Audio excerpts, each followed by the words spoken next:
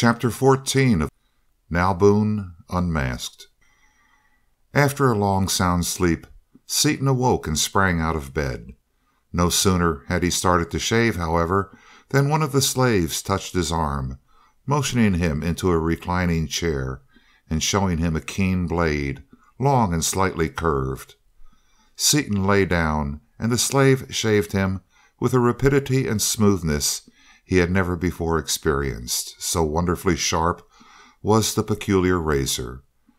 After Seaton had dressed, the barber started to shave the chief slave without any preliminary treatment, save rubbing his face with a perfumed oil. "Hold on a minute," interjected Seaton, who was watching the process with interest. "Here's something that helps a lot." He lathered the face with his brush, and the man looked up in surprised pleasure as his stiff beard was swept away without a sound. Seaton called to the others, and soon the party was assembled in his room, all dressed very lightly because of the unrelieved and unvarying heat, which was constant at 100 degrees. A gong sounded, and one of the slaves opened the door, ushering in a party of servants bearing a table ready set. During the meal, Seaton was greatly surprised at hearing Dorothy carrying on a halting conversation with one of the women standing behind her. "I knew that you were a language shark, Dottie, with 5 or 6 different ones to your credit, but I didn't suppose you could learn to talk this stuff in one day." "I can't," she replied, "but I've picked up a few words of it. I can understand very little of what they are trying to tell me." The woman spoke rapidly to the man standing behind Seaton, and as soon as the table had been carried away, he asked permission to speak to Dorothy.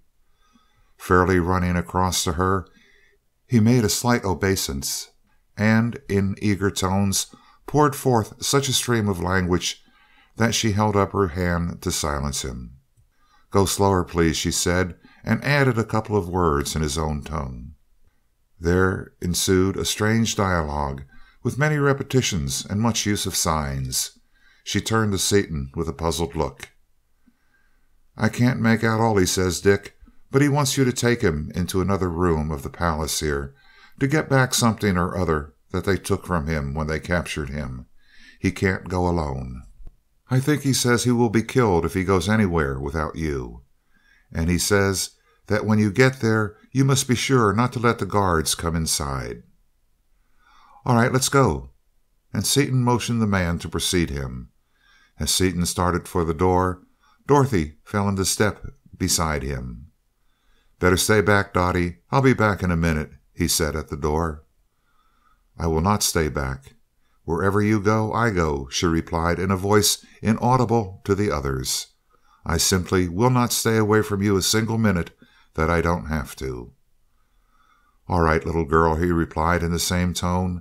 "I don't want to be away from you either, and I don't think that we are in any danger here." Preceded by the chief slave and followed by half a dozen others, they went out into the hall. No opposition was made to their progress, but a full half company of armed guards fell in around them as an escort, regarding Seaton with looks composed of equal parts of reverence and fear. The slave led the way rapidly to a room in a distant wing of the palace and opened the door. As Seaton stepped in, he saw that it was evidently an audience chamber or courtroom, and that it was now entirely empty. As the guard approached the door, Seaton waved them back. All retreated across the hall except the officer in charge, who refused to move. Seaton, the personification of offended dignity, first stared at the offender, who returned the stare and stepped up to him insolently, then pushed him back roughly, forgetting that his strength, great upon earth, would be gigantic upon this smaller world. The officer spun across the corridor, knocking down 3 of his men in his flight. Picking himself up, he drew his sword and rushed, while his men fled in panic to the extreme end of the corridor. Seaton did not wait for him, but in one bound leaped halfway across the intervening space to meet him.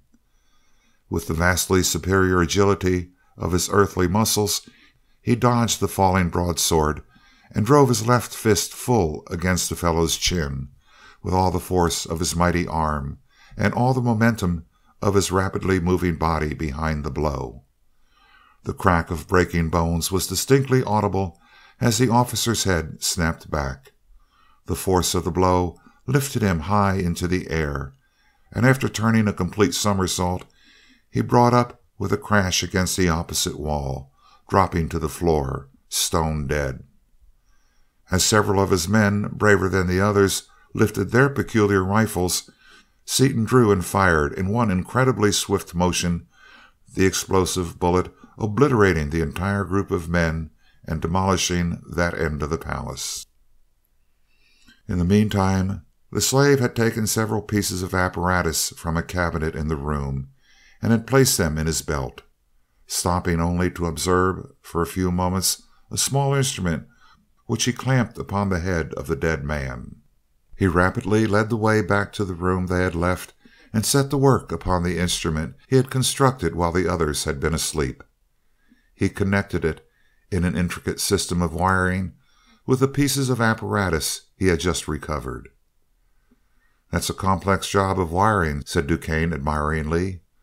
"I've seen several intricate pieces of apparatus myself, but he has so many circuits there that I'm lost.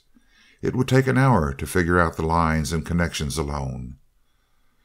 Straightening abruptly, the slave clamped several electrodes upon his temples and motioned to Seaton and the others, speaking to Dorothy as he did so. "He wants us to let him put those things on our heads," she translated. "Shall we let him, Dick?" "Yes," he replied without hesitation. "I've got a real hunch that he's our friend, and I'm not sure of now Boone. He doesn't act right." "I think so too," agreed the girl, and Crane added, "I can't say that I relish the idea, but since I know that you are a good poker player, Dick, I'm willing to follow your hunch. How about you, DuQuesne?" "Not I," declared that worthy emphatically. "Nobody wires me up to anything I can't understand, and that machine is too deep for me."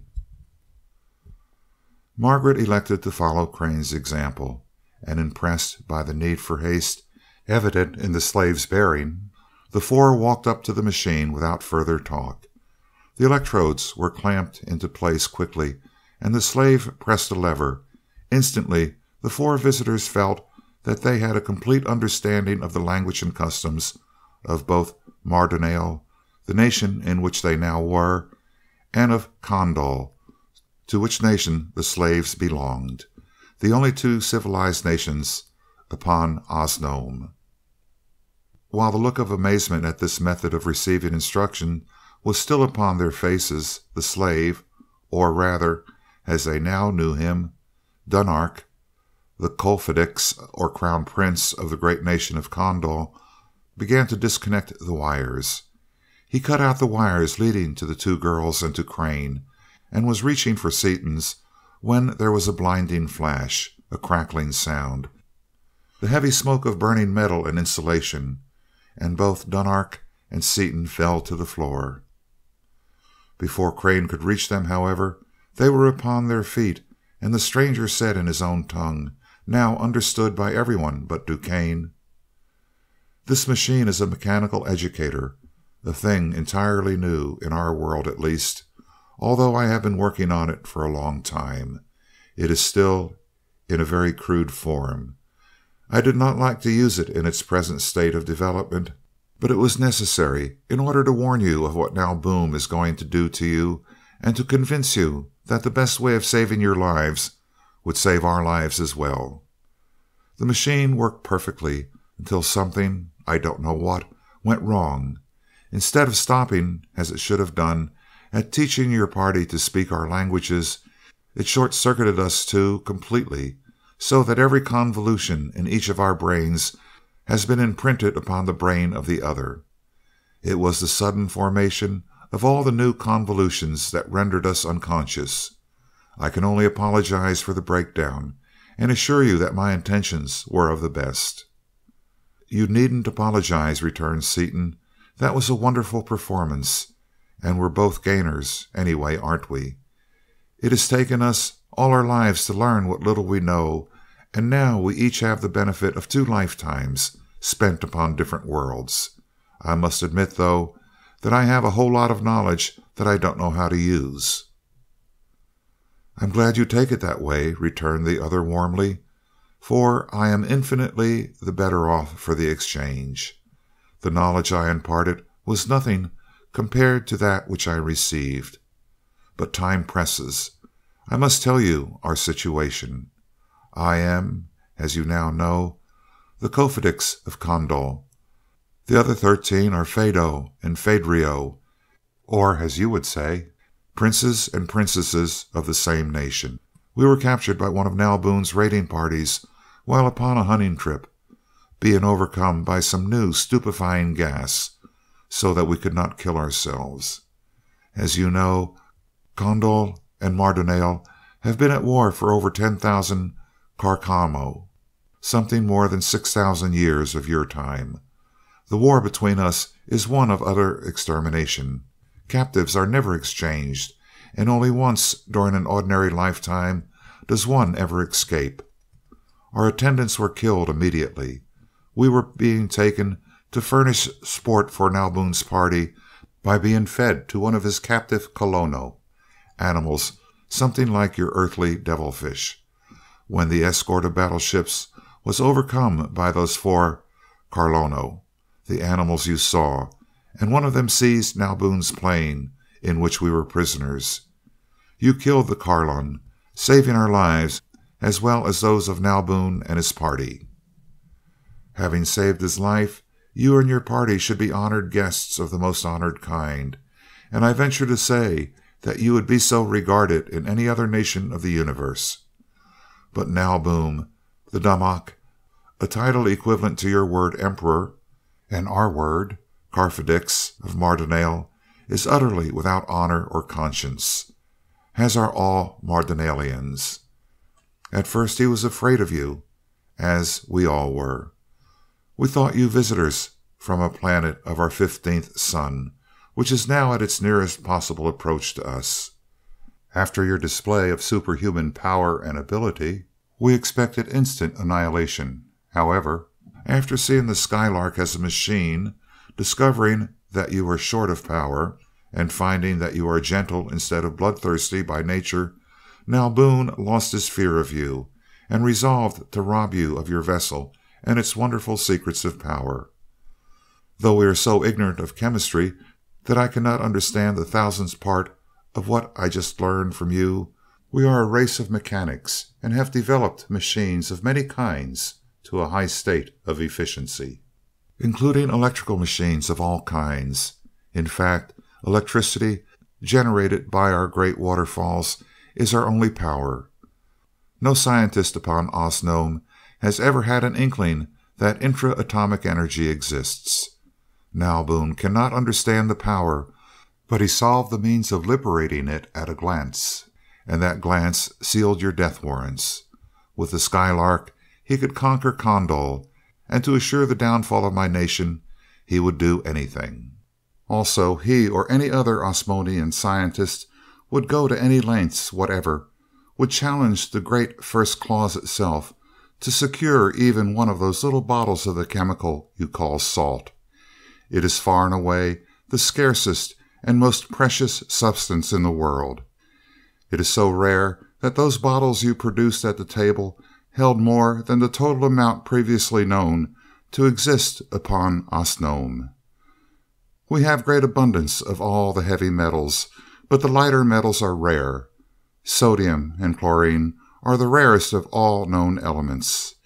Its immense value is due, not to its rarity, but to the fact that it is an indispensable component of the controlling instruments of our wireless power stations, and that it is used as a catalyst in the manufacture of our hardest metals. For these reasons, you understand why Nalboon does not intend to let you escape, and why he intends that this kokum, our equivalent of a day, shall be your last. About the 2nd or 3rd calm hour of the sleeping period, he intends to break into the Skylark, learn its control, and secure the salt you undoubtedly have in the vessel. Then my party and myself will be thrown to the colon. You and your party will be killed and your bodies smelted to recover the salt that is in them. This is the warning I had to give you. Its urgency explains the use of my untried mechanical educator. The hope that my party could escape with yours in your vessel explains why you saw me, the Cofidix of Condal, prostrate myself before that arch-fiend, Nalboon. How do you, a captive prince of another nation, know these things? Asked Crane doubtfully. I read Nalboon's ideas from the brain of that officer whom the Carfidix Seaton killed. He was a ladex of the guards, an officer of about the same rank as one of your colonels. He was high in Nalboon's favor, and he was to have been in charge of the work of breaking into the Skylark and killing us all. Let me caution you now. Do not let any Mardonalian touch our hands with a wire, for if you do, your thoughts will be recorded, and the secrets of the Skylark and your many other mysterious things, such as smoking, matches, and magical feats, will be secrets no longer. Thanks for the information, responded Seaton, but I want to correct your title for me. I am no Carfidix, merely a plain citizen. In one way I can see that that is true, replied the Cofidix with a puzzled look. I cannot understand your government at all, but the inventor of the Skylark must certainly rank as Carfidix. As he spoke, a smile of understanding passed over his face, and he continued, I see. Your title is Doctor of Philosophy, which must mean that you are the Carfidix of knowledge of the earth. No, no, you're way off. I'm... Certainly, Seaton is Carfidix of knowledge, broke in Duquesne. Let it go at that, anyway, whatever it means. The thing to do now is to figure a way out of this. You chirped it then, Blackie. Dunark, you know this country better than we do. What do you suggest? I suggest that you take my party into the Skylark and escape from Mardonale as soon as possible. I can pilot you to Condalek, the capital city of our nation. There, I can assure you, you will be welcomed as you deserve. My father, the Carfidix, will treat you as a Carfidix should be treated. As far as I am concerned, nothing I can ever do will lighten the burden of my indebtedness to you. But I promise you all the copper you want, and anything else you may desire that is within the power of man to give you. Seaton thought deeply a moment, then shook Dunark's hand vigorously. That suits me, Cofidix, he said warmly. I thought from the first that you were our friend. Shall we make for the Skylark right now, or wait a while? We'd better wait until after the second meal, the prince replied.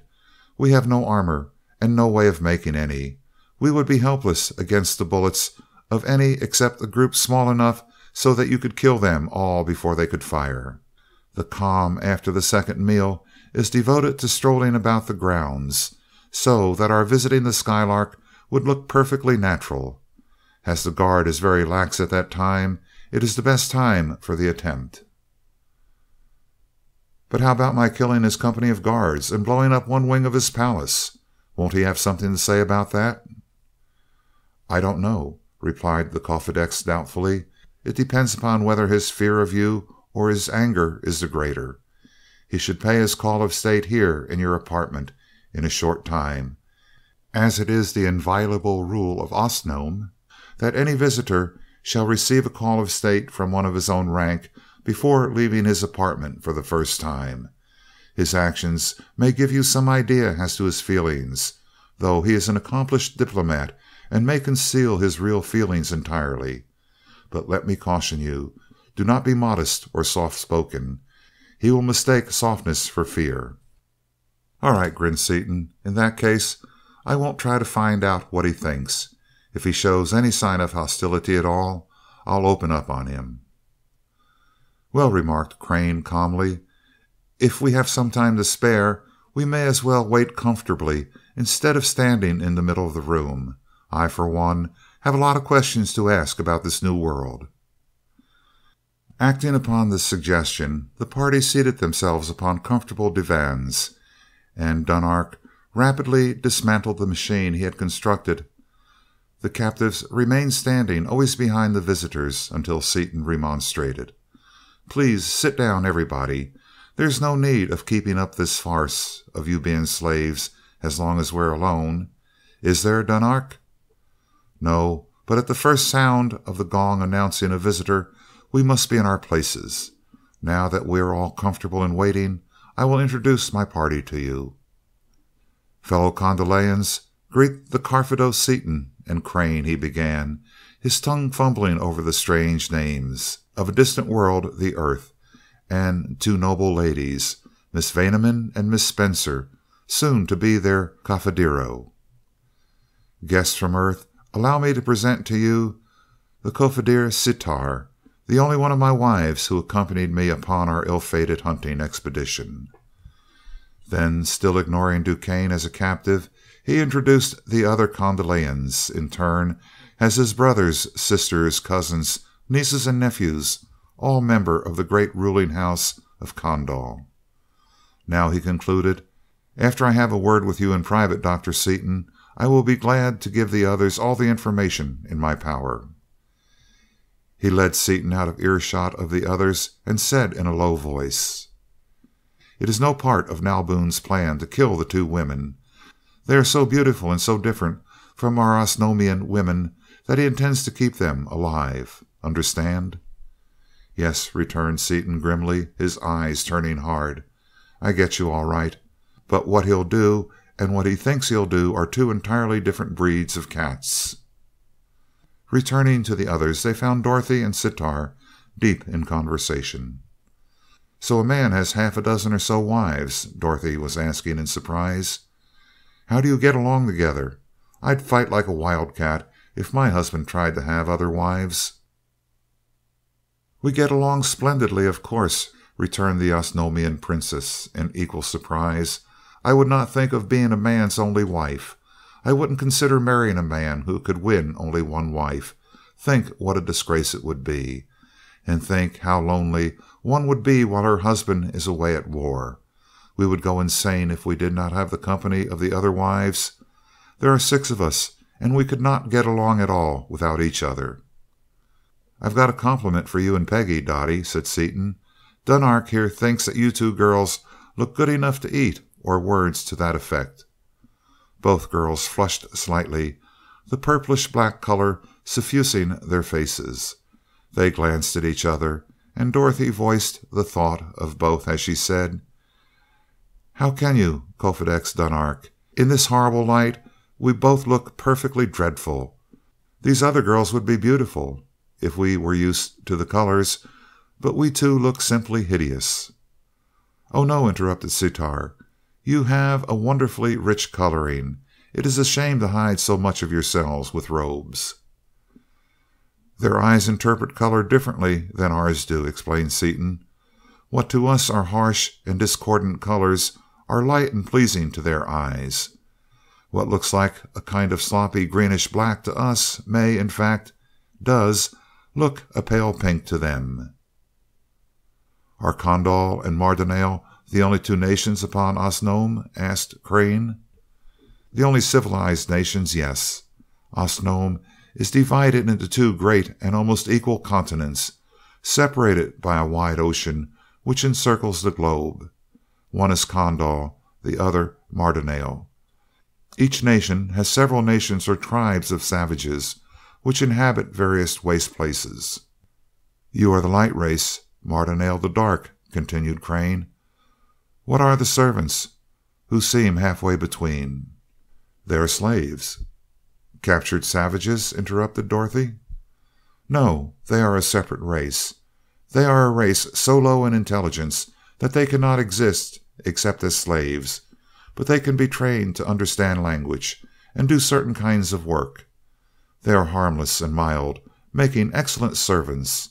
Otherwise they would have perished ages ago. All menial work and most of the manual labor is done by the slave race.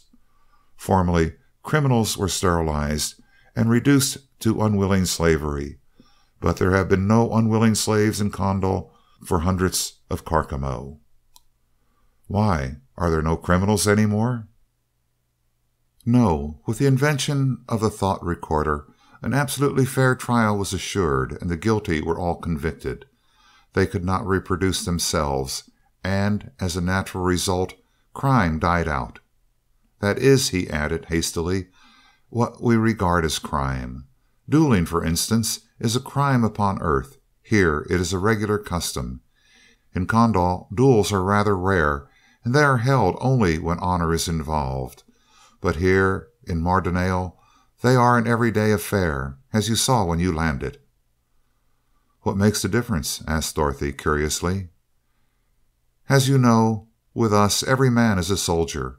In Condal we train our youth in courage, valor, and high honor. In Mardonale they train them in savage bloodthirstiness alone. Each nation fixed its policy in bygone ages to produce the type of soldier it thought most efficient." "I notice that everyone here wears those heavy collars," said Margaret. "What are they for?" "They are identification marks. When a child is nearly grown, a collar bearing his name and the device of his house is cast about his neck. This collar is made of arenak, a synthetic metal which, once formed, cannot be altered by any usual means. It cannot be scratched, cut, bent, broken, or worked in any way except at such a high temperature that death would result if such heat were applied to the collar. Once the arenak collar is cast about a person's neck, he is identified for life, and any adult Osnomian not wearing a collar is put to death." "That must be interesting metal," remarked Crane. "Is your belt a similar mark?" "The belt is an idea of my own," and Dunark smiled broadly. "It looks like opaque arenak, but it isn't. It is merely a pouch in which I carry anything I am particularly interested in. Even Now Boone thought it was arenak, so he didn't trouble to try to open it. If he had opened it and taken my tools and instruments, I couldn't have built the educator." "Is that transparent armor arenak?" "Yes, the only difference being that nothing is added to the matrix to color or make opaque the finished metal. It is in the preparation of this metal that salt is indispensable. It acts only as a catalyst, being recovered afterward. But neither nation has ever had enough salt to make all the armor they want." "Aren't those monsters, Carlono, I think you called them, covered by the same thing? And what are those animals, anyway?" Dorothy asked. "Yes, they are armored with arenak, and it is thought that the beasts grow it, the same as fishes grow scales. The Carlono are the most frightful scourge of Osnome. Very little is known of them, though every scientist has theorized upon them since time immemorial. It is very seldom that one is ever killed, as they easily outfly our swiftest battleships and only fight when they can be victorious. To kill one requires a succession of the heaviest high explosive shells in the same spot, a joint in the armor, and after the armor is once penetrated, the animal is blown into such small fragments that reconstruction is impossible. From such remains it has been variously described as a bird, a beast, a fish, a vegetable, sexual, asexual, and hermaphroditic. Its habitat is unknown, it being variously supposed to live high in the air, deep in the ocean, buried in the swamps. Another theory is that they live upon one of our satellites, which encounters our belt of atmosphere every Carcam. Nothing is certainly known about the monsters except their terrible destructiveness and their insatiable appetites. One of them will devour 5 or 6 airships at one time, absorbing the crews and devouring the cargo and all of the vessel except the very hardest of the metal parts. "Do they usually go in groups?" asked Crane. "If they do, I should think that a fleet of warships would be necessary for every party." "No, they are almost always found alone. Only very rarely are two found together. This is the first time in history that more than two have ever been seen together. Two battleships can always defeat one Carlon, so they are never attacked. With 4 battleships, now Boone considered his expedition perfectly safe, especially as they are now rare. The navies hunted down and killed what was supposed to be the last of them upon Osnome more than a carcam ago, and none have been seen since, until we were attacked. The gong over the door sounded, and the Condallians leaped to their positions back of the earthly visitors. The Codifix went to the door. Nalbun brushed him aside and entered, escorted by a full company of heavily armed soldiery. A scowl of anger was upon his face, and he was plainly in an ugly mood. "Stop, Nalbun of Mardonale," thundered Seaton in the Mardalian tongue and with the full power of his mighty voice. "Dare you invade my privacy unannounced and without invitation?" The escort shrank back, but the Domac stood his ground, although he was plainly taken aback. With an apparent effort he smoothed his face into lines of cordiality. "I merely came to inquire why my guards are slain and my palace destroyed by my honored guest."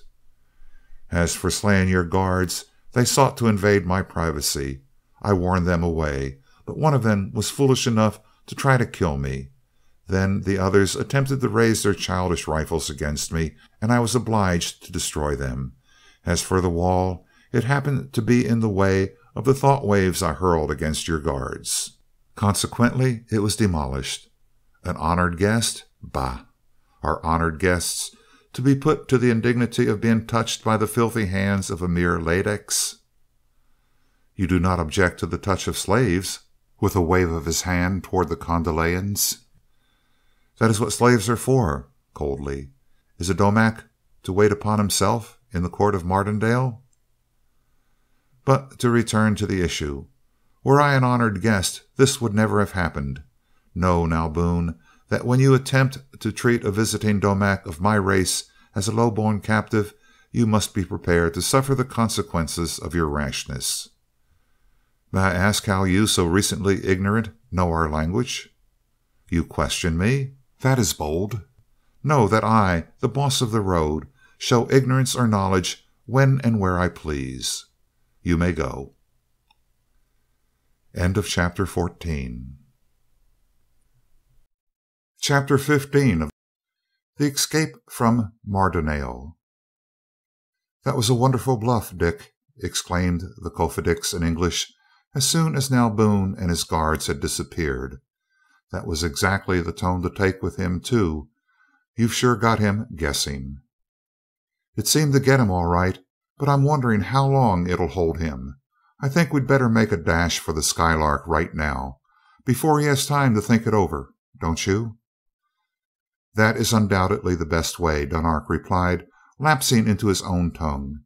"Now Boone is plainly in awe of you now, but if I understand him at all, he is more than ever determined to seize your vessel, and every darkham's delay is dangerous."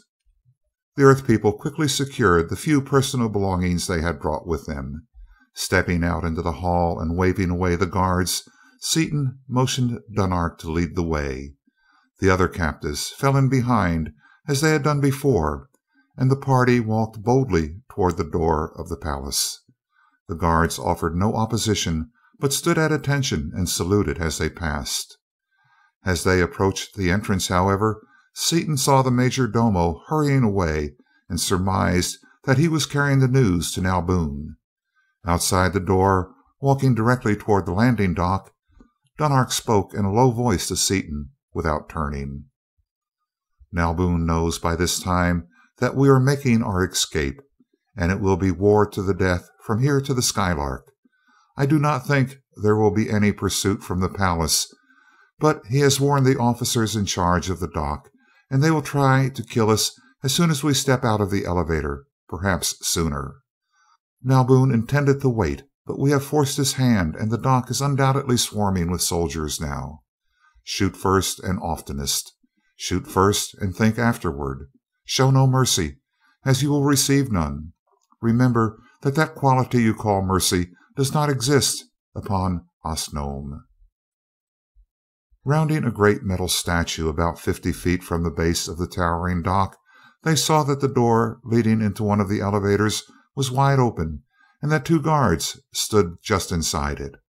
As they caught sight of the approaching party, the guards raised their rifles. But quick as they were, Seaton was quicker. At the first sight of the open door, he had made 2 quick steps and had hurled himself across the intervening 40 feet in a long football plunge.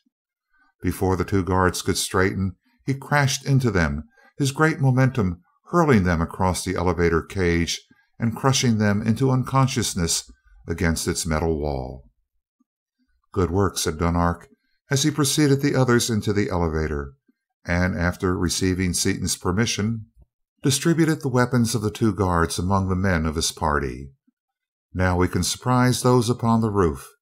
That was why you didn't shoot?" "Yes, I was afraid to risk a shot. It would give the whole thing away," Seaton replied, as he threw the unconscious guards out into the grounds and closed the massive door. "Aren't you going to kill them?" asked Sitar, amazement in every feature and a puzzled expression in her splendid eyes. A murmur arose from the other Kondalians, which was quickly silenced by the Kofedics. "It is dishonorable for a soldier of Earth to kill a helpless prisoner," he said briefly. "We could not understand it, but we must not attempt to sway him in any point of honor." Dunark stepped to the controls and the elevator shot upward, stopping at a landing several stories below the top of the dock. He took a peculiar device from his belt and fitted it over the muzzle of his strange pistol. "We will get out here," he instructed the others, "and go up the rest of the way by a little used flight of stairs. We will probably encounter some few guards, but I can dispose of them without raising an alarm. You will all stay behind me, please." Seaton remonstrated, and Dunark went on. "No, Seaton, you have done your share and more. I am upon familiar ground now, and can do the work alone better than if you were to help me. I will call upon you, however, before we reach the dock." The Kofedix led the way, his pistol resting lightly against his hip, and at the first turn of the corridor they came full upon 4 guards. The pistol did not move from its place at the side of the leader, but there were 4 subdued clicks and the 4 guards dropped dead, with bullets through their brains. "Seaton, that is some silencer," whispered DuQuesne. "I didn't suppose a silencer could work that fast." "They don't use powder," Seaton replied absently, all his faculties directed toward the next corner. "The bullets are propelled by an electric charge." In the same manner, Dunark disposed of several more guards before the last stairway was reached. "Seaton," he whispered in English, "now is the time we need your rapid pistol work and your high explosive shells. There must be hundreds of soldiers on the other side of that door, armed with machine cannon, shooting high explosive shells at the rate of 1,000 per minute. Our chance is this: their guns are probably trained upon the elevators and main stairways, since this passage is unused and none of us would be expected to know of it. Most of them don't know of it themselves. It will take them a second or two to bring their guns to bear upon us. We must do all the damage we can, kill them all if possible, in that second or two. If Crane will lend me a pistol, we will make the rush together." "I've a better scheme than that," interrupted DuQuesne. "Next to you, Seaton, I am the fastest man with a gun here. Also, like you, I can use both hands at once. Give me a couple clips of those special cartridges, and you and I will blow that bunch into the air before they know we are here." It was decided that the 2 pistol experts should take the lead, closely followed by Crane and Dunark. The weapons were loaded to capacity and put in readiness for instant use. "Let's go, Bunch," said Seaton. "The quicker we start, the quicker we'll get back. Get ready to run out there, all the rest of you, as soon as the battle's over. Ready? On your marks, get set, go!" He kicked the door open, and there was a stuttering crash as 4 automatic pistols simultaneously burst into practically continuous flame, a crash obliterated by an overwhelming concussion of sound as the explosive shells sweeping the entire roof with a rapidly opening fan of death, struck their marks and exploded. Well it was for the little group of wanderers that the two men in the door were past masters in the art of handling their weapons. Well it was that they had in their tiny pistol bullets the explosive force of hundreds of giant shells. For rank upon rank of soldiery were massed upon the roof. Rapid-fire cannon, terrible engines of destruction, were pointing toward the elevators and toward the main stairways and approaches. But so rapid and fierce was the attack that even those trained gunners had no time to point their guns. The battle lasted little more than a second, being over before either Crane or Dunark could fire a shot, and silence again reigned, even while broken and shattered remnants of the guns and fragments of the metal and stone of the dock were still falling to the ground through a fine mist of what had once been men. Assured by a rapid glance that not a single Mardonalian remained upon the dock, Seaton turned back to the others. "Make it snappy, bunch. This is going to be a mighty unhealthy spot for us in a few minutes." Dorothy threw her arms around his neck in relief. With one arm about her, he hastily led the way across the dock toward the Skylark, choosing the path with care because of the yawing holes blown into the structure by the terrific force of the explosions. The Skylark was still in place, held immovable by the attractor. But what a sight she was! Her crystal windows were shattered, her mighty plates of 4-foot Norwegian armor were bent and cracked and twisted. Two of her doors, warped and battered, hung awry from their broken hinges. No shell had struck her. All this damage had been done by flying fragments of the guns and of the dock itself, and Seaton and Crane, who had developed the new explosive, stood aghast at its awful power. They hastily climbed into the vessel, and Seaton assured himself that the controls were uninjured. "I hear battleships," Dunark said. "Is it permitted that I operate one of your machine guns?" "Go as far as you like," responded Seaton as he placed the women beneath the copper bar, the safest place in the vessel, and leaped to the instrument board. Before he had reached it, and while DuQuesne, Crane, and Dunark were hastening to the guns, the whine of giant helicopter screws was plainly heard. A ranging shell from the first warship, sighted a little low, exploded against the side of the dock beneath them. He reached the levers just as the second shell screamed through the air, a bare 4 feet above them. As he shot the Skylark into the air under 5 notches of power, a steady stream of huge bombs poured through the spot where, an instant before, the vessel had been. Crane and DuQuesne aimed several shots at the battleships, which were approaching from all sides, but the range was so extreme that no damage was done. They heard the continuous chattering of the machine gun operated by the Kofedix, however, and turned toward him. He was shooting not at the warships, but at the city rapidly growing smaller beneath them, moving the barrel of the rifle in a tiny spiral, spraying the entire city with death and destruction. As they looked, the first of the shells reached the ground, just as Dunark ceased firing for lack of ammunition.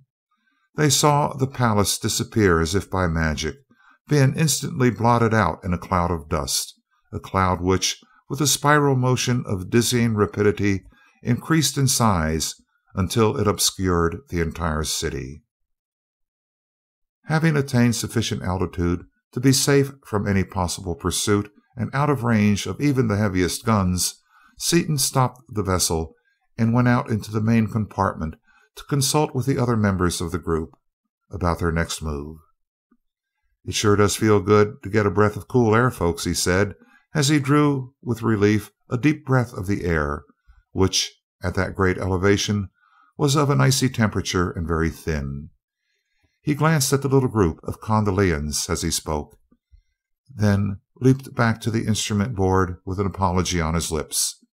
They were gasping for breath and shivering with the cold. He switched on the heating coils and dropped the Skylark rapidly in a long descent toward the ocean. "If that is the temperature you enjoy, I understand at last why you wear clothes," said the Kofedix as soon as he could talk. "Do not your planes fly up into the regions of low temperature?" asked Crane. "Only occasionally, and all high flying vessels are enclosed and heated to our normal temperature. We have heavy wraps, but we dislike to wear them so intensely that we never subject ourselves to any cold." "Well, there's no accounting for tastes," returned Seaton, "but I can't hand your climate a thing. It's hotter even than Washington in August, and that, as the poet feelingly remarked, is going some. But there's no reason for sitting here in the dark," he continued, as he switched on the powerful daylight lamps which lighted the vessel with the nearest approach to sunlight possible to produce. As soon as the lights were on, Dorothy looked intently at the strange women. "Now we can see what color they really are," she exclaimed to her lover in a low voice. "Why, they aren't so very different from what they were before, except that the colors are much softer and more pleasing. They really are beautiful in spite of being green. Don't you think so, Dick?" "They are a handsome bunch, all right," he agreed, and they were. Their skins were a light, soft green, tanned to an olive shade by their many fervent suns. Their teeth were a brilliant and shining grass green. Their eyes and their long, thick hair were a glossy black. The Kondalians looked at the earthly visitors and at each other, and the women uttered exclamations of horror. "What a frightful light!" exclaimed Sitar. "Please shut it off. I would rather be in total darkness than look like this." "What's the matter, Sitar?" asked the puzzled Dorothy as Seaton turned off the lights. "You look perfectly stunning in this light." "They see things differently than we do," explained Seaton. "Their optic nerves react differently than ours do. While we look all right to them and they look all right to us in both kinds of light, they look just as different to themselves under our daylight lamps as we do to ourselves in their green light. Is that explanation clear?" "It's clear enough as far as it goes, but what do they look like to themselves?" "That's too deep for me. I can't explain it any better than you can. Take the Osnomian color MLAP, for instance. Can you describe it?" "It's a kind of greenish orange, but it seems as though it ought not to look like that color either." "That's it exactly. From the knowledge you received from the educator, it should be a brilliant purple. That is due to the difference in the optic nerves, which explains why we see things so differently from the way the Osnomians do. Perhaps they can describe the way they look to each other in our white light." "Can you, Sitar?" asked Dorothy. "One word describes it: horrible," replied the Kondalian princess, and her husband added, "The colors are distorted and unrecognizable, just as your colors are to your eyes in our light." "Well, now that the color question is answered, let's get going. I pretty nearly asked you the way, Dunark. Forgot that I know it as well as you do." The Skylark set off at as high an altitude as the Osnomians could stand. As they neared the ocean, several great Mardalian battleships, warned of the escape, sought to intercept them, but the Skylark hopped over them easily, out of range of their heaviest guns, and flew onward at such speed that pursuit was not even attempted. The ocean was quickly crossed.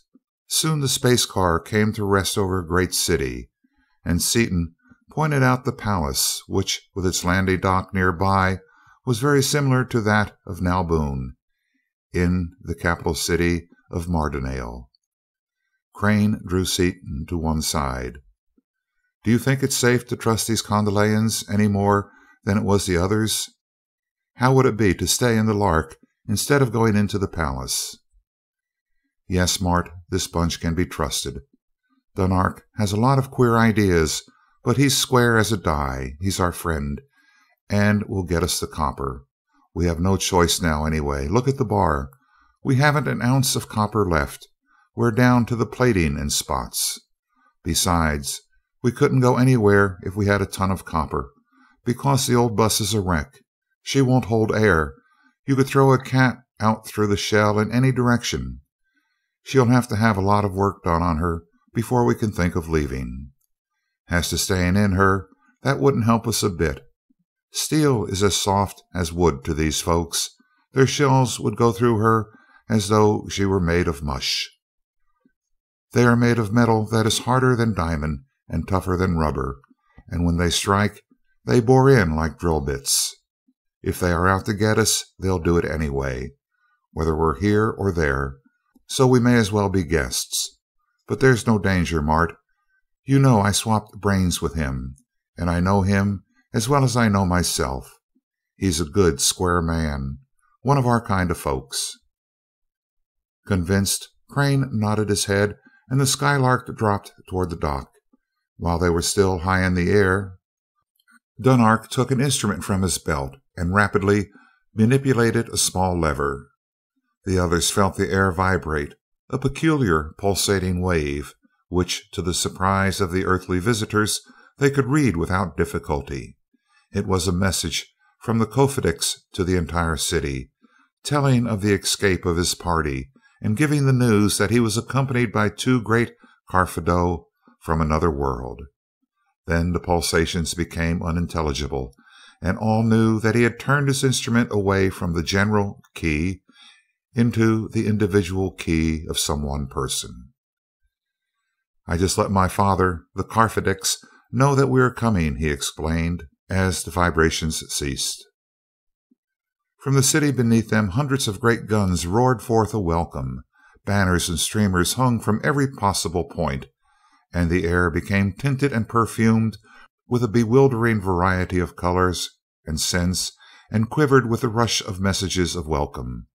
The Skylark was soon surrounded by a majestic fleet of giant warships, who escorted her with impressive ceremony to the landing dock, while around them flitted great numbers of other aircraft. The tiny one-man helicopters darted hither and thither, apparently always in imminent danger of colliding with some of their larger neighbors, but always escaping as though by a miracle. Beautiful pleasure planes soared and dipped and wheeled like giant gulls, and cleaving their stately way through the numberless lesser craft, immense multiplane passenger liners, partially supported by helicopter screws, turned aside from their scheduled courses to pay homage to the Kofedix of Kondal. As the Skylark approached the top of the dock, all the escorting vessels dropped away, and Crane saw that instead of the brilliant assemblage he had expected to see upon the landing place, there was only a small group of persons, as completely unadorned as were those in the car. In answer to his look of surprise, the Kofedix said with deep feeling, "My father, my mother, and the rest of the family. They know that we, as escaped captives, would be without harness or trappings, and are meeting us in the same state." Seaton brought the vessel to dock near the little group, and the earthly visitors remained inside their vessel while the rulers of Kondal welcomed the sons and daughters they had given up for dead. After the affecting reunion, which was very similar to an earthly one under similar circumstances, the Kofedix led his father up to the Skylark, and his guests stepped down upon the dock. "Friends," Dunark began, "I have told you of my father, Roban, the Karphidex of Kondal. Father, it is a great honor to present to you those who rescued us from Mardonale.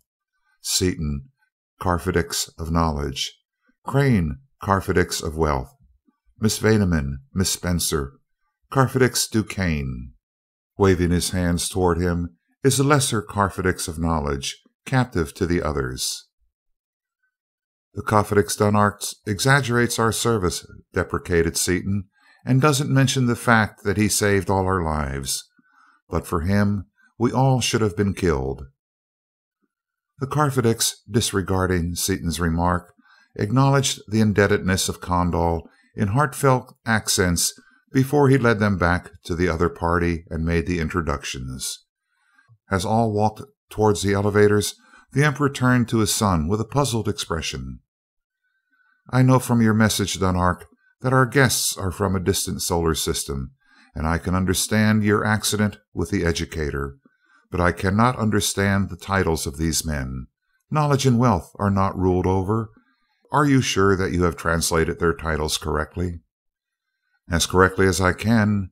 We have no words in our language to express the meaning. Their government is a most peculiar one, the rulers all being chosen by the people of the whole nation." "Extraordinary," interjected the old man. "How then can anything be accomplished?" "I do not understand the thing myself, it is so utterly unheard of, but they have no royalty, as we understand the term. In America, their country, every man is equal."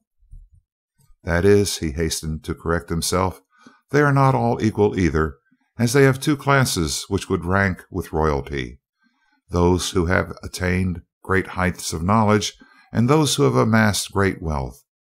This explanation is entirely inadequate and does not give the right idea of their positions, but it is as close as I can come to the truth in our language." "I am surprised that you should be carrying a prisoner with you, Carfedo," said Roban, addressing Seaton and Crane. "You will, of course, be at perfect liberty to put him to death in any way that pleases you, just as though you were in your own kingdom. But perchance you are saving him so that his death will crown your homecoming?" The Kofedix spoke in answer while Seaton, usually so quick to speak, was groping for words. "No, father, he is not to be put to death. That is another peculiar custom of the Earthmen. They consider it dishonorable to harm a captive or even an unarmed enemy. For that reason we must treat the Carfedex Duquesne with every courtesy due his rank, but at the same time he is to be allowed to do only such things as may be permitted by Seaton and Crane." "Yet they do not seem to be a weak race," mused the older man. "They are a mighty race, far advanced in evolution," replied his son. "It is not weakness, but a peculiar moral code. We have many things to learn from them, but few to give them in return. Their visit will mean much to Kondal." During this conversation they had descended to the ground and had reached the palace. After traversing grounds even more sumptuous and splendid than those surrounding the palace of Nalboon. Inside the palace walls, the Kofedix himself led the guests to their rooms, accompanied by the major domo and an escort of guards. He explained to them that the rooms were all intercommunicating, each having a completely equipped bathroom. "Complete except for cold water, you mean," said Seaton with a smile. "There is cold water," rejoined the other, leading him into the bathroom and releasing a 10-inch stream of lukewarm water into the small swimming pool, built of polished metal, which forms part of every Kondalian bathroom. "But I am forgetting that you like extreme cold. We will install refrigerating machines at once." "Don't do it, thanks just the same. We won't be here long enough to make it worthwhile." Dunark, smiling, replied that he would make his guests as comfortable as he could, and after informing them that in one calm he would return and escort them into Koprat, took his leave. Scarcely had the guests freshened themselves when he was back, but he was no longer the Dunark they had known. He now wore a metal and leather harness which was one blaze of precious gems, and a leather belt hung with jeweled weapons replaced the familiar hollow girdle of metal. His right arm, between the wrist and the elbow, was almost covered by 6 bracelets of a transparent metal, deep cobalt blue in color, each set with an incredibly brilliant stone of the same shade. On his left wrist he wore an Osnomian chronometer. This was an instrument resembling the odometer of an automobile, whose numerous revolving segments revealed a large and constantly increasing number, the date and time of the Osnomian day, expressed in a decimal number of the Carcamo of Kondalian history. "Greetings, O guests from Earth. I feel more like myself now that I am again in my trappings and have my weapons at my side. Will you accompany me to Koprat, or are you not hungry?" as he attached the peculiar timepieces to the wrists of the guests, with bracelets of the deep blue metal. "We accept with thanks," replied Dorothy promptly. "We are starving to death, as usual." As they walked toward the dining hall, Dunark noticed that Dorothy's eyes strayed toward his bracelets, and he answered her unasked question. "These are our wedding rings. Man and wife exchange bracelets as part of the ceremony." "Then you can tell whether a man is married or not, and how many wives he has, simply by looking at his arm? We should have something like that on Earth, Dick. Then married men wouldn't find it so easy to pose as bachelors." Roban met them at the door of the great dining hall. He was also in full Penelope, and Dorothy counted 10 of the heavy bracelets upon his right arm as he led them to places near his own. The room was a replica of the other Osnomian dining hall they had seen, and the women were decorated with the same barbaric splendor of scintillating gems. After the meal, which was a happy one, taking the nature of a celebration in honor of the return of the captives, DuQuesne went directly to his room, while the others spent the time until the 0 hour in strolling about the splendid grounds, always escorted by many guards. Returning to the room occupied by the two girls, the couples separated, each girl accompanying her lover to the door of his room. Margaret was ill at ease, as though trying hard to appear completely self-possessed. "What is the matter, sweetheart, Peggy?" asked Crane, solicitously. "I didn't know that you—" She broke off and continued with a rush. "What did the Kofedix mean just now when he called you Carfedix of wealth?" "Well, you see, I happen to have some money," he began. "Then you are the great M. Reynolds Crane?" she interrupted in consternation. "Leave off the great," he said. Then, noting her expression, he took her in his arms and laughed slightly. "Is that all that was bothering you? What does a little money amount to between you and me?" "Nothing, but I'm awfully glad that I didn't know it before," she replied as she returned his caress with fervor. "That is, it means nothing if you are perfectly sure I'm not." Crane, the imperturbable, broke a lifelong rule and interrupted her. "Do not say that, dear. You know as well as I do that between you and me there never have been, are not now, and never shall be any doubts or any questions." "If I could have a real cold bath now I'd feel fine," remarked Seaton, standing in his own door with Dorothy by his side. "I'm no blooming Englishman, but in weather as hot as this I sure would like to dive into a good cold tank. How do you feel after all this excitement, Dottie? Up to standard?" "I'm scared purple," she replied, nestling against him.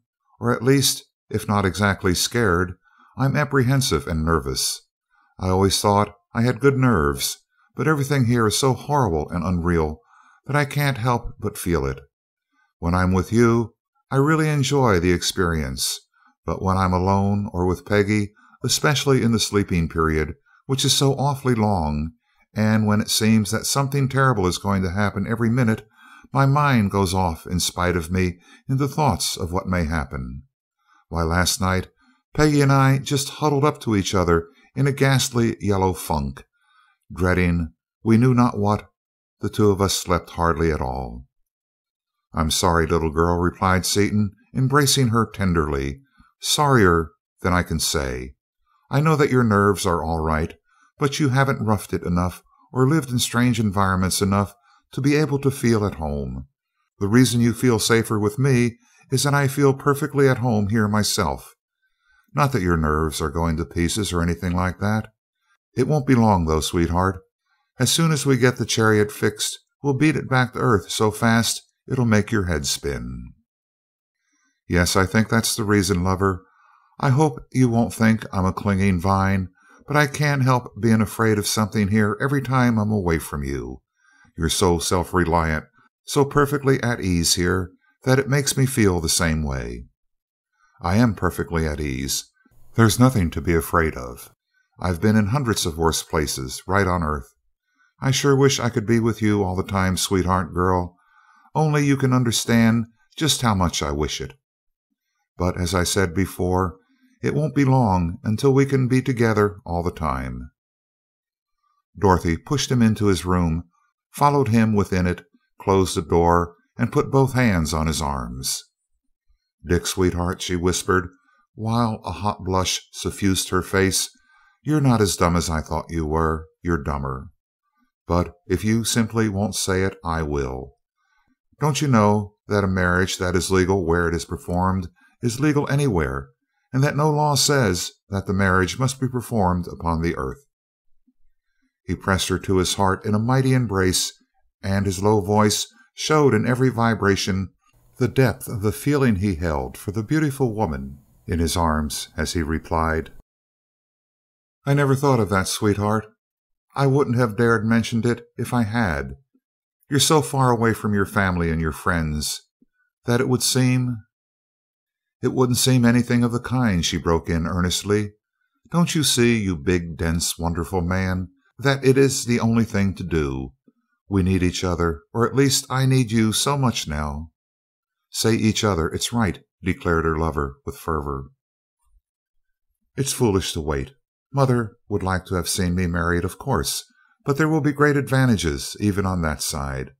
A grand wedding of the kind we would simply have to have in Washington doesn't appeal to me any more than it does to you, and it would bore you to extinction. Dad would hate it too. It's better all around to be married here." Seaton, who had been trying to speak, silenced her. "I'm convinced, Dottie. Have been ever since the first word. If you can see it that way, I'm so glad that I can't express it. I've been scared stiff every time I thought of our wedding. I'll speak to the Carfedicks the first thing in the morning, and we'll be married tomorrow, or rather today, since it is past the zero calm," as he glanced at the chronometer upon his wrist, which, driven by wireless impulses from the master clock in the National Observatory, was clicking off the Darkamo with an almost inaudible purr of its smoothly revolving segments. "How would it be to wake him up and have it done now?" "Oh, Dick, be reasonable. That would never do. Tomorrow will be most awfully sudden as it is. And Dick, please speak to Martin, will you? Peggy's even more scared than I am, and Martin, the dear old stupid, is even less likely to suggest such a thing as this kind of a wedding than you are. Peggy's afraid to suggest it to him." "Woman," he said in mock sternness, "is this a put-up job?" "It certainly is. Did you think I had nerve enough to do it without help?" Seaton turned and opened the door. "Mart, bring Peggy over here," he called as he led Dorothy back into the girl's room. "Heavens, Dick, be careful. You'll spoil the whole thing." "No, I won't. Leave it to me. I bashfully admit that I'm a regular bearcat at this diplomatic stuff. Watch my smoke." "Folks," he said when the four were together, "Dottie and I have been talking things over, and we've decided that today's the best possible date for a wedding. Dottie's afraid of these long daylight nights, and I admit that I'd sleep a lot sounder if I knew where she was all the time instead of only part of it. She says she's willing, provided you folks see it the same way and make it a double. How about it?" Margaret blushed furiously, and Crane's lean, handsome face assumed a darker color as he replied: "A marriage here would, of course, be legal anywhere, provided we have a certificate, and could be married again upon our return if we think it desirable. It might look as though we were taking an unfair advantage of the girls, Dick, but considering all the circumstances, I think it would be the best thing for everyone concerned." He saw the supreme joy in Margaret's eyes, and his own assumed a new light as he drew her into the hollow of his arm. "Peggy has known me only a short time, but nothing else in the world is as certain as our love. It is the bride's privilege to set the date, so I will only say that it cannot be too soon for me." "The sooner the better," said Margaret with a blush that would have been divine in any earthly light. "Did you say today, Dick?" "I'll see the Carfedicks as soon as he gets up," he answered, and walked with Dorothy to his door. "I'm just too supremely happy for words," Dorothy whispered in Seaton's ear as he bade her good night. "I won't be able to sleep or anything." End of chapter 15. Chapter 16 of An Osnomian Marriage. Seaton awoke hot and uncomfortable, but with a great surge of joy in his heart. This was his wedding day.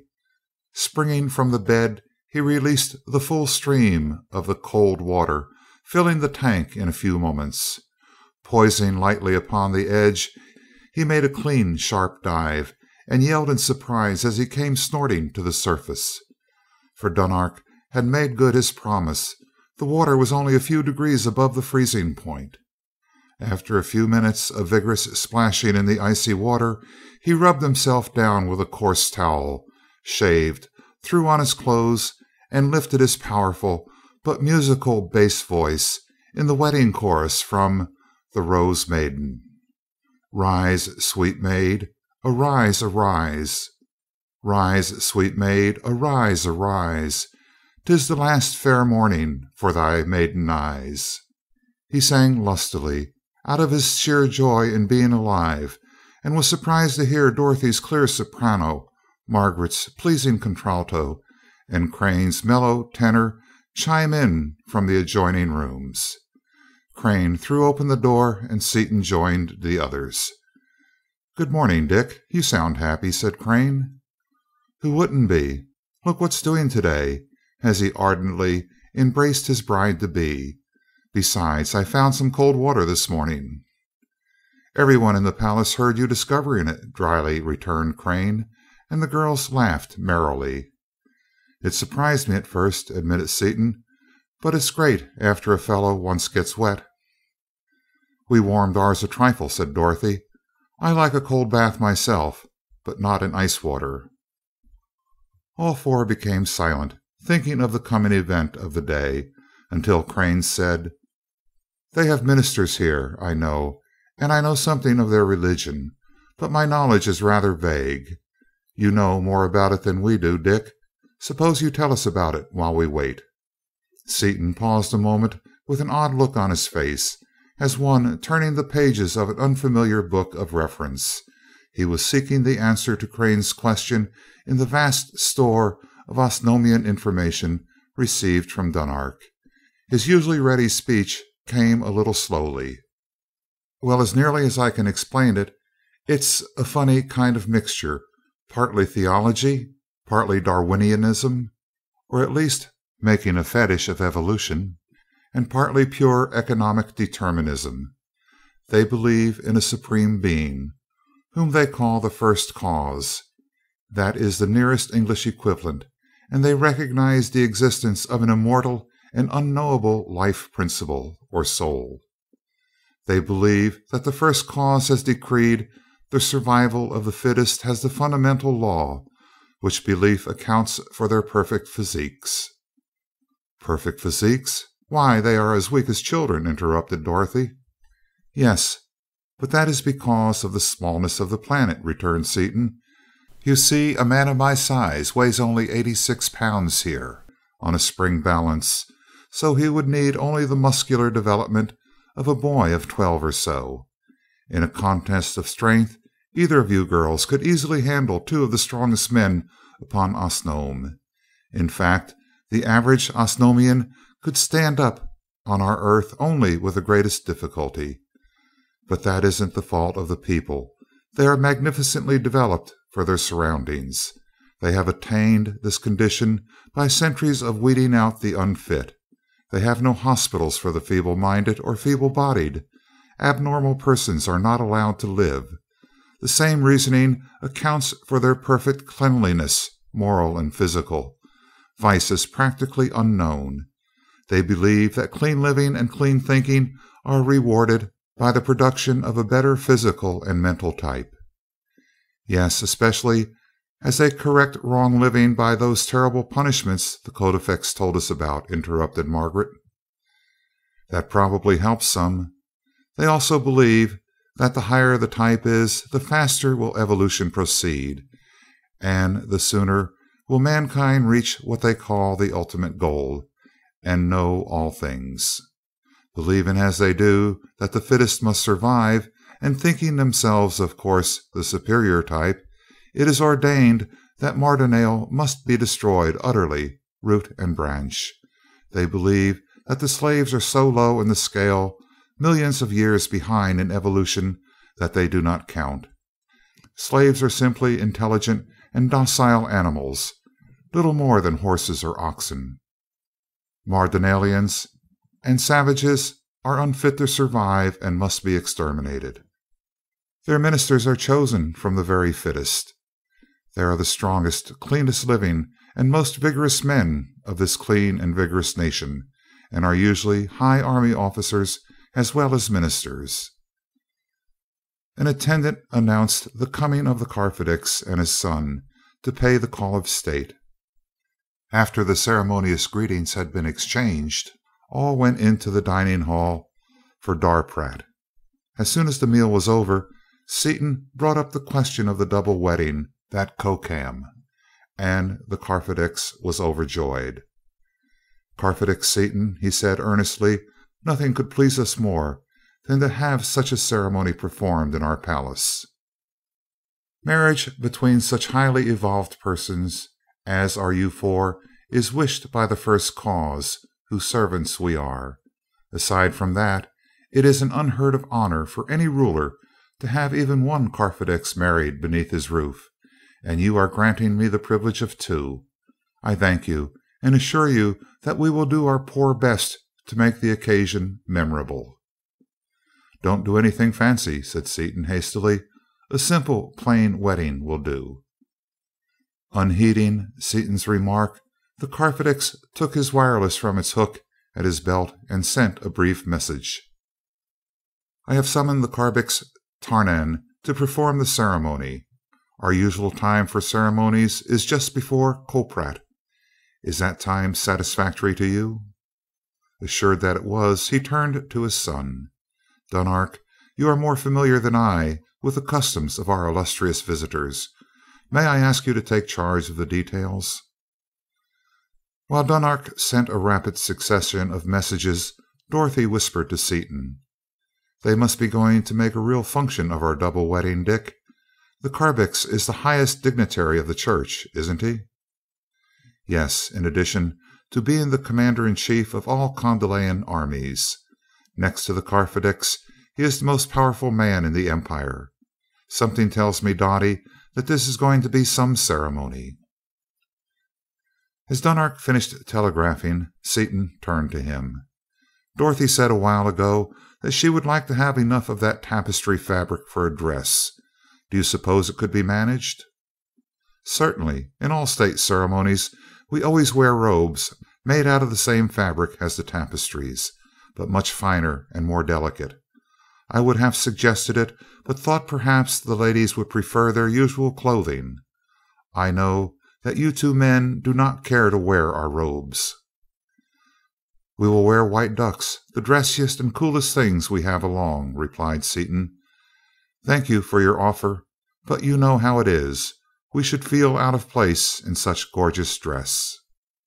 "I understand. I will call in a few of our most expert robe makers, who will weave the gowns.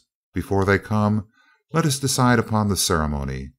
I think you are familiar with our marriage customs, but I will explain them to make sure. Each couple is married twice. The first marriage is symbolized by the exchange of plain bracelets and lasts for Carcamo, during which period divorce may be obtained at will. The children of such divorced couples formally became wards of the state, but in my lifetime I have not heard of there being any such children. All divorces are now between couples who discover their incompatibility before children are conceived." "That surprises me greatly," said Crane. "Some system of trial marriage is advocated among us on Earth every few years, but they all so surely degenerate into free love that no such system has found a foothold." "We are not troubled in that way at all. You see, before the first marriage each couple, from the humblest peasantry to the highest royalty, must submit to a mental examination. If they are marrying for any reason at all other than love, such as any thought of trifling in the mind of the man, or if the woman is marrying him for his wealth or position, he or she is summarily executed, regardless of station. No other questions being asked, Dunark continued. At the end of 4 Carcamo, the second marriage is performed, which is indissoluble. In this ceremony, jeweled bracelets are substituted for the plain ones. In the case of highly evolved persons, it is permitted that the 2 ceremonies be combined into one. Then there is a third ceremony, used only in the marriage of persons of the very highest evolution, in which the eternal vows are taken, and the faden, the eternal jewel, is exchanged. As you are all in the permitted class, you may use the eternal ceremony if you wish. I think we all know our minds well enough to know that we want to be married for good, the longer the better, said Seaton positively. We will make it the eternal, won't we, folks?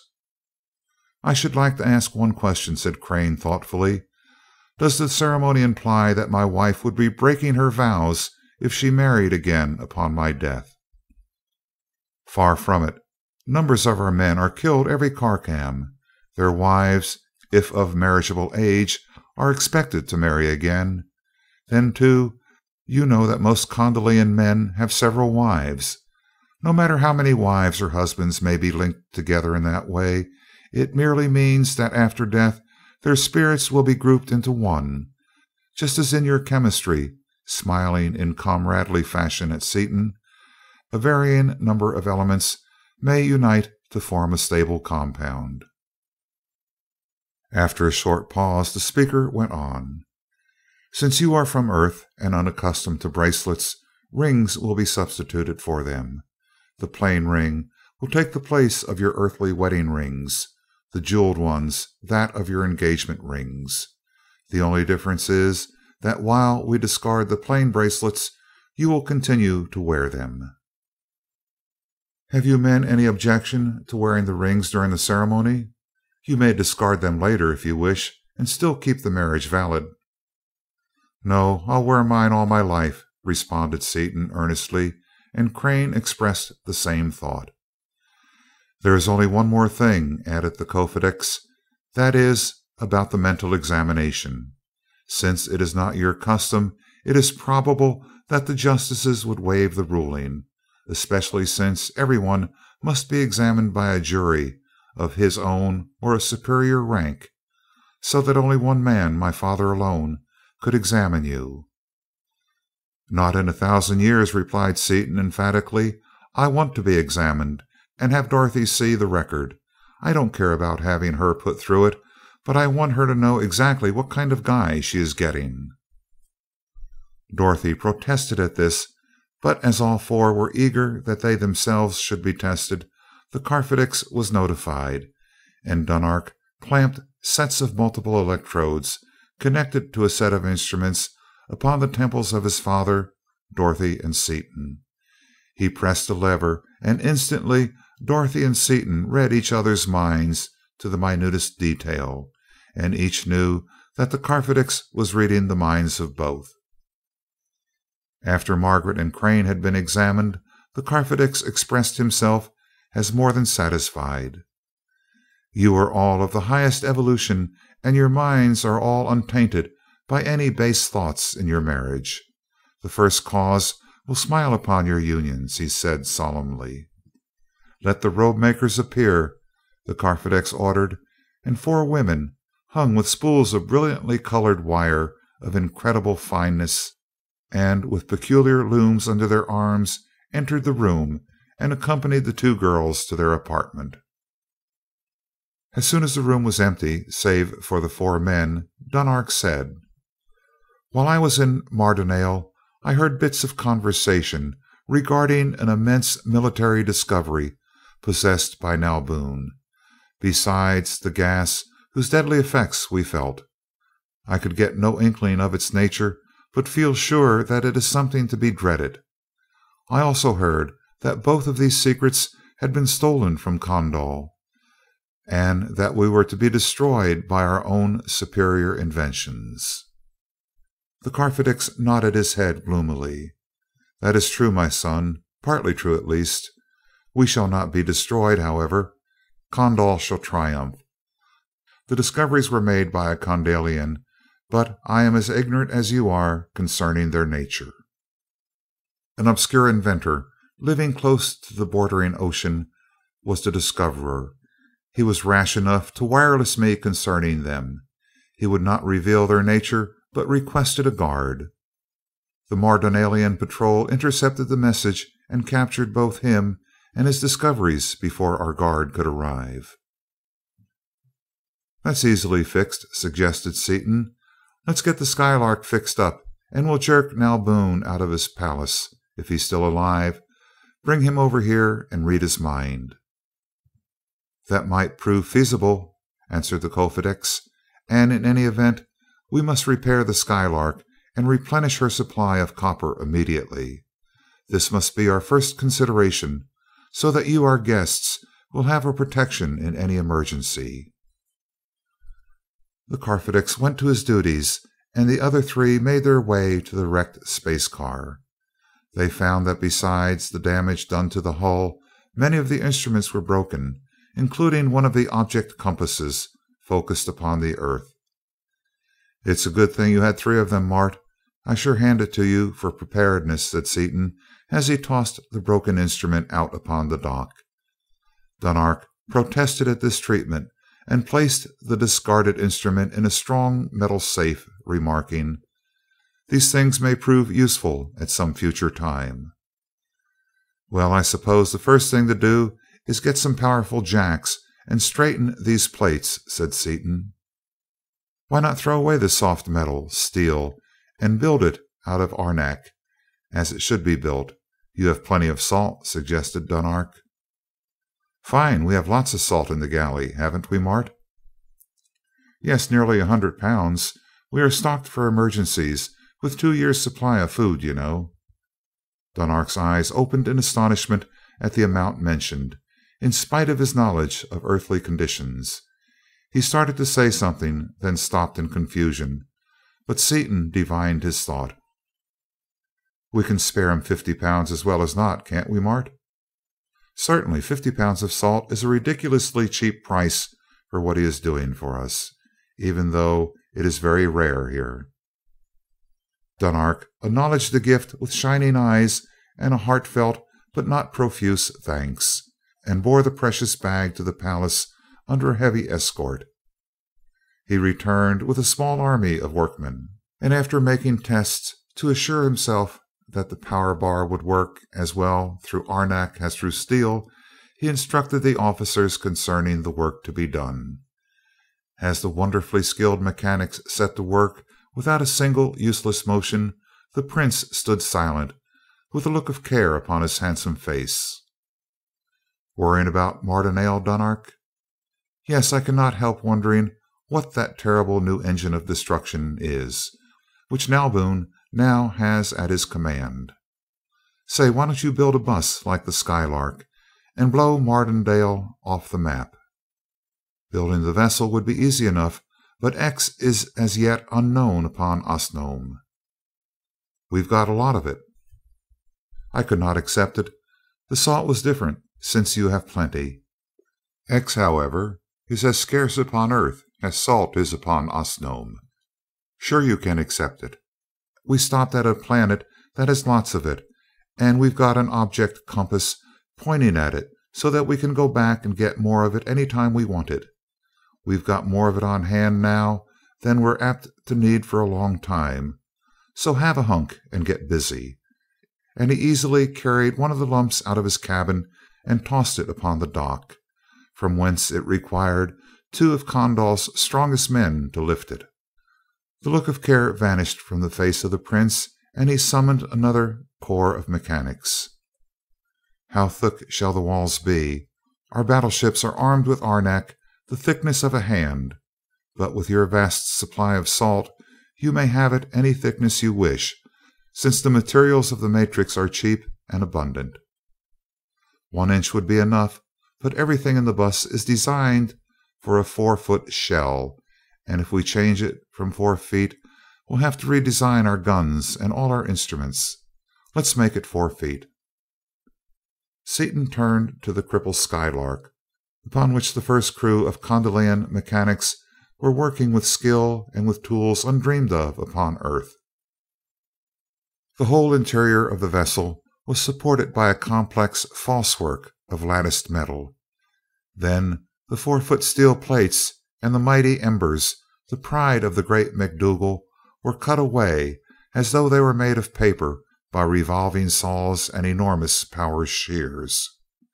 The sphere, grooved for the repellers, and with the members, braces, and central machinery complete, of the exact dimensions of the original, was rapidly molded of a stiff plastic substance resembling clay.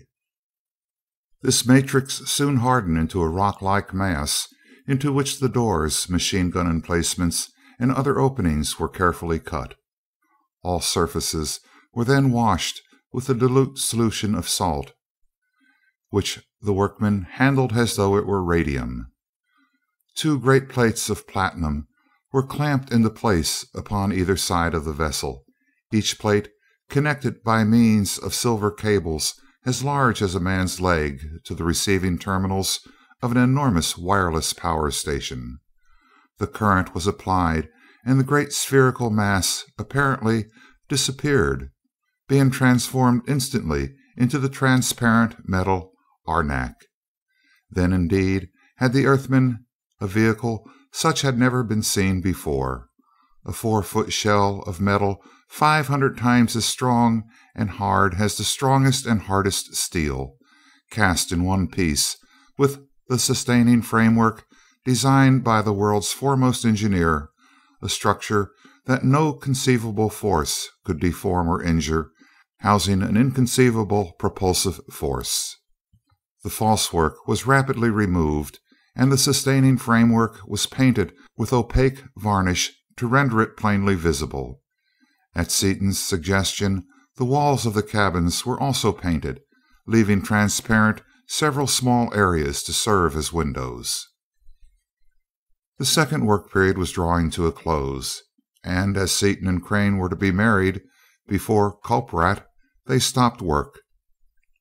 They marveled at the amount that had been accomplished, and the Kofedics told them, "Both vessels will be finished tomorrow, except for the controlling instruments, which we will have to make ourselves. Another crew will work during the sleeping period, installing the guns and other fittings. Do you wish to have your own guns installed, or guns of our pattern? You are familiar with them now."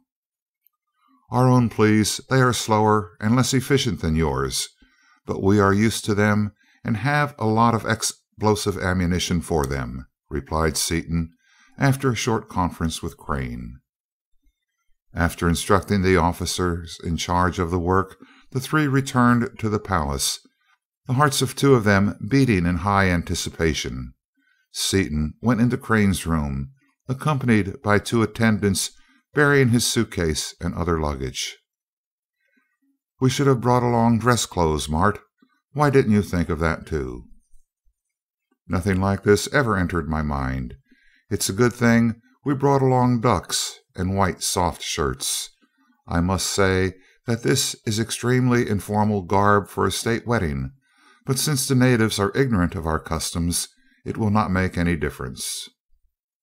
"That's right, too. We'll make 'em think it's the most formal kind of dress. Dunark knows what's what, but he knows that full dress would be unbearable here. We'd melt down in a minute."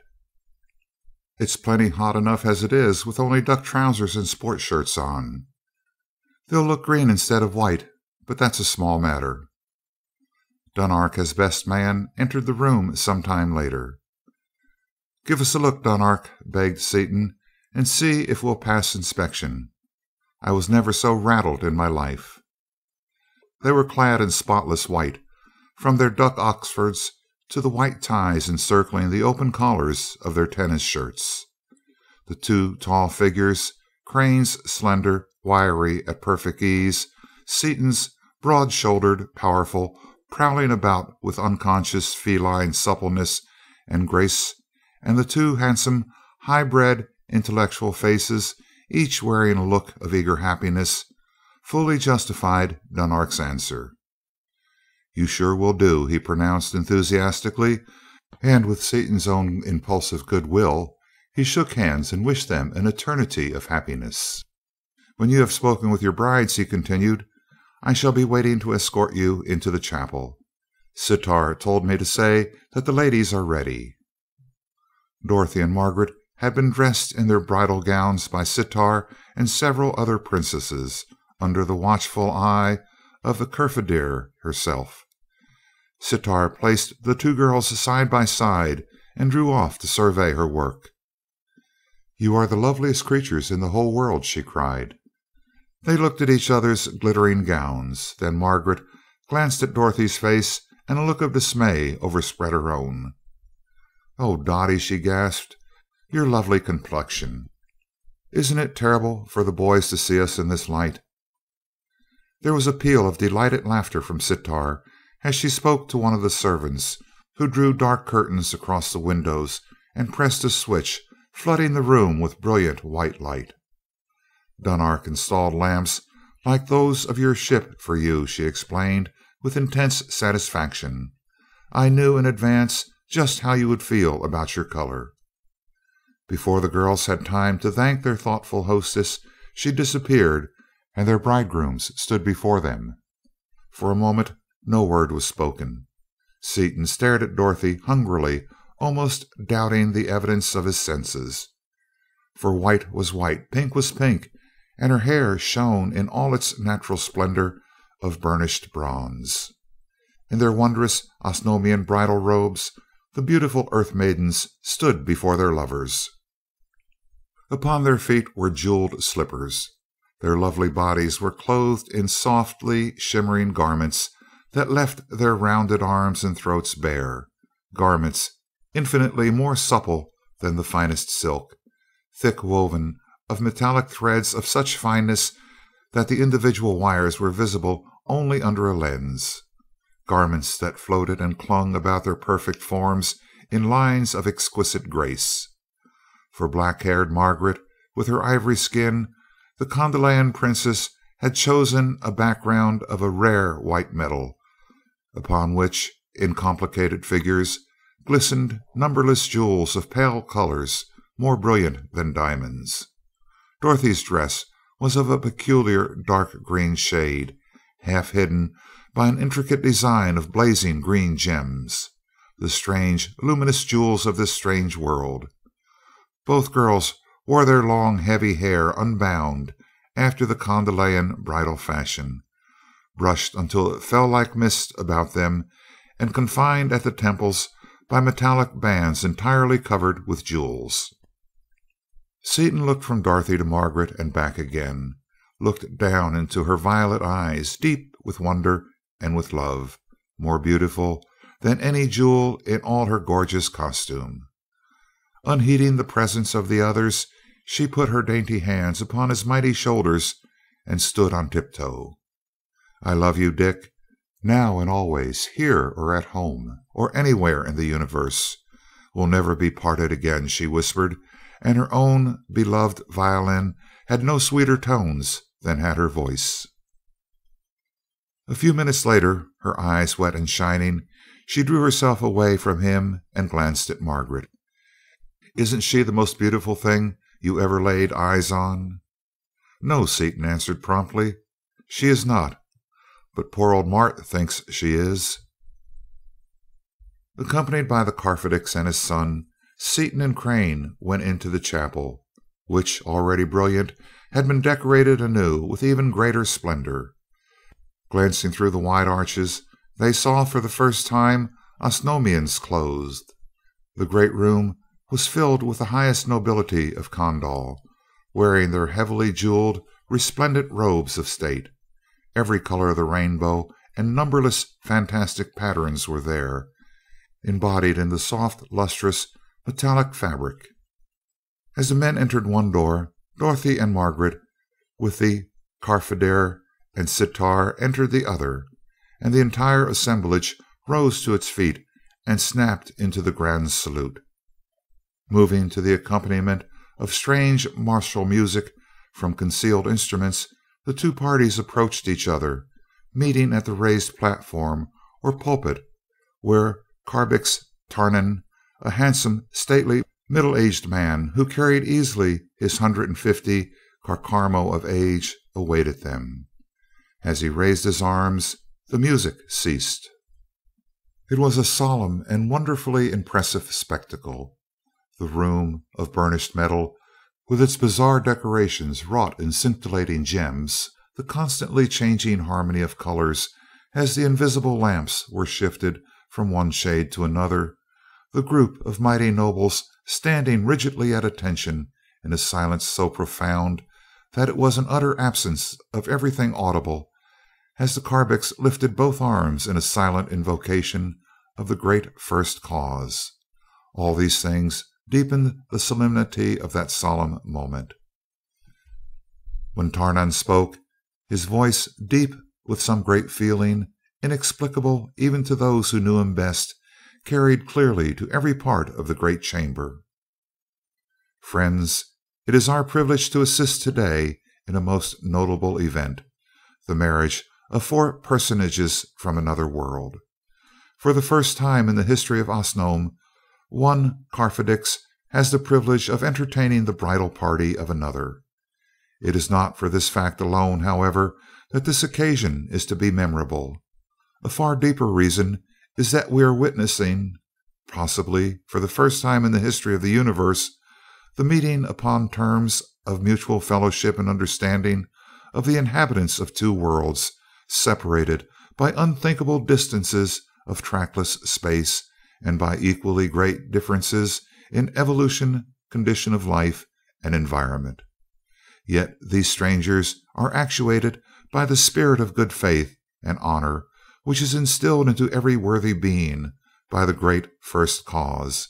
In the working out of vast projects, all things are humble instruments. In the honor of the friendship of the two worlds, we will proceed with the ceremony. Richard Seaton and Martin Crane exchange the plain rings with Dorothy Vaneman and Margaret Spencer. They did so, and repeated, after the Carbix, simple vows of love and loyalty. May the first cause smile upon this temporary marriage and render it worthy of being made permanent. As a lowly servant of the all-powerful first cause, I pronounce you two and you two husband and wife. But we must remember that the dull vision of mortal men cannot pierce the veil of futurity, which is as crystal to the all-beholding eye of the first cause. Though you love each other truly, unforeseen things may come between you to mar the perfection of your happiness. Therefore, a time is granted you during which you may discover whether or not your unions are perfect. A pause ensued. Then Tarnan went on. Martin Crane, Margaret Spencer, Richard Seaton, and Dorothy Vaneman, you are before us to take the final vows, which shall bind your bodies together for life and your spirits together for eternity. Have you considered the gravity of this step sufficiently to enter into this marriage without reservation?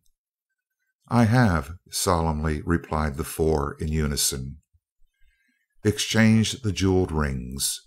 Do you, Richard Seaton and Dorothy Vaneman, and you, Martin Crane and Margaret Spencer, individually swear, here in the presence of the first cause and that of the supreme justices of Condal, that you will be true and loyal, each helping his chosen one in all things, great and small, that never throughout eternity, in thought or in action, will either your body or your mind or your conscious spirit stray from the path of fairness and truth and honor?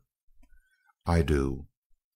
I pronounce you married with the eternal marriage, just as the faden which you each now wear, the eternal jewel which no force of man, however applied, has yet been able to change or deform in any particular, and which continues to give off its inward light without change throughout eternity, shall endure through endless cycles of time after the metal of the ring which holds it shall have crumbled in decay.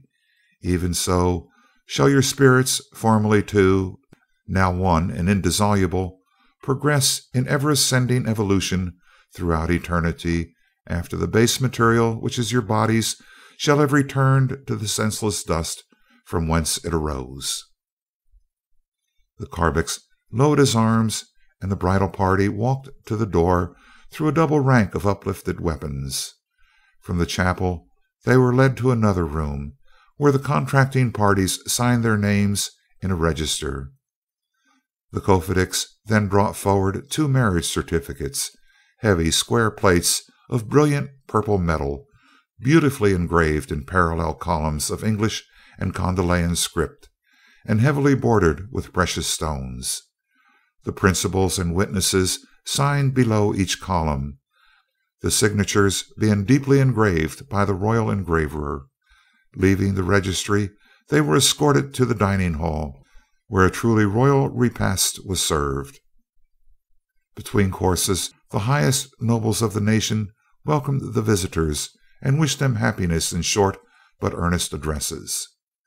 After the last course had been disposed of, the Karbix rose at a sign from the Karfedix and spoke, his voice again agitated by the emotion which had puzzled his hearers during the marriage service.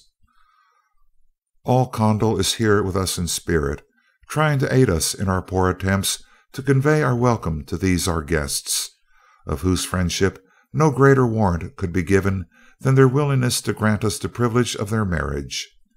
Not only have they given us a boon that will make their names revered throughout the nation as long as Condal shall exist, but they have also been the means of showing us plainly that the first cause is upon our side, that our age-old institution of honor is, in truth, the only foundation upon which can be built a race fitted to survive.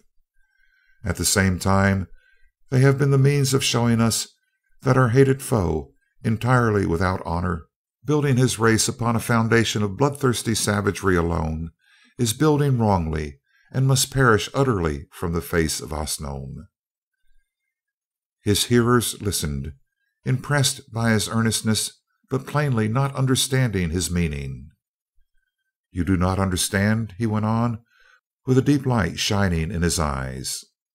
"It is inevitable that 2 people inhabiting worlds so widely separated as our 2 should be possessed of widely varying knowledge and abilities, and these strangers have already made it possible for us to construct engines of destruction which shall obliterate Mardonale completely." A fierce shout of joy interrupted the speaker, and the nobles sprang to their feet, saluting the visitors with upraised weapons. As soon as they had reseated themselves, the Karbix continued: "That is the boon. The vindication of our system of evolution is easily explained. The strangers landed first upon Mardonale. Had now Boone met them in honor, he would have gained the boon. But he, with the savagery characteristic of his evolution, attempted to kill his guests and steal their treasures, with what results you already know. We, on our part, in exchange for the few and trifling services we have been able to render them, have received even more than now Boone would have obtained had his plans not been nullified by their vastly superior state of evolution." The orator seated himself, and there was a deafening clamor of cheering as the nobles formed themselves into an escort of honor and conducted the 2 couples to their apartments. Alone in their room, Dorothy turned to her husband with tears shining in her beautiful eyes. "Dick, sweetheart, wasn't that the most wonderful thing that anybody ever heard of? Using the word in all its real meaning, it was indescribably grand, and that old man is simply superb. It makes me ashamed of myself to think that I was ever afraid or nervous here." "It sure was all of that, Dottie mine, little bride of an hour. The whole thing gets right down to where a fellow lives. I've got a lump in my throat right now, so big that it hurts me to think. Earthly marriages are piffling in comparison with that ceremony. It's no wonder they're happy after taking those vows, especially as they don't have to take 'em until after they are sure of themselves." "But we're sure already, sweetheart," as he embraced her with all the feeling of his nature. Those vows are not a bit stronger than the ones we have already exchanged. Bodily and mentally and spiritually we are one, now and forever. End of chapter 16.